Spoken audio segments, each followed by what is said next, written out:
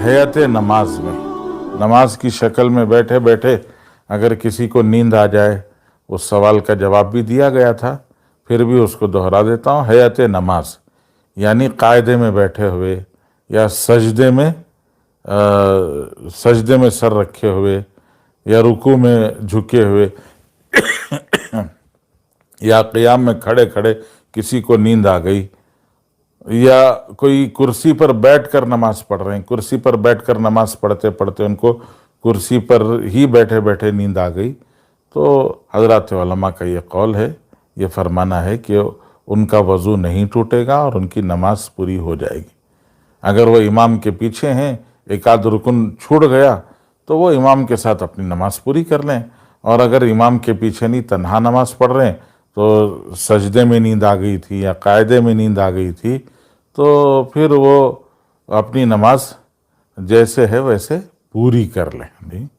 कभी कभी भूल हो जाती है, आदमी को नींद आ जाती है, और नींद का आ जाना चूँकि इंसान के अपने इख्तियार में नहीं है, इसलिए वो अगर सो जाए तो उसकी नमाज और उसका वज़ू नहीं टूटता है, वो अपनी नमाज पूरी कर ले। जी, एक बुज़ुर्ग ने किस्सा सुनाया है कि मदरसा मज़ाहिर उलूम में बहुत साल पहले एक दफ़ा तलबा चूँकि रात भर इम्तिहान के दिनों में ख़ास तौर से पूरी रात मुताले में रहते हैं, इम्तिहान की तैयारी में रहते हैं, तो ऐसा एक इम्तिहान का मौका था और बच्चे पूरी रात पढ़ते रहे। फजर की नमाज का वक्त हुआ तो एक तालिब इल्म फजर की नमाज पढ़ाने के लिए आगे बढ़ गए।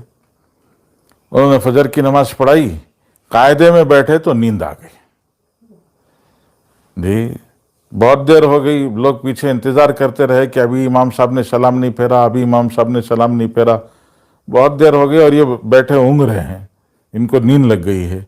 तो पीछे से किसी उस्ताद ने जी इशारा देने के लिए सुबहान अल्लाह कहा, तो सुबहान अल्लाह पर उनकी आंख खुली, और आंख खुलते ही उन्होंने पीछे मुड़ के पूछा कि क्या हो गया है।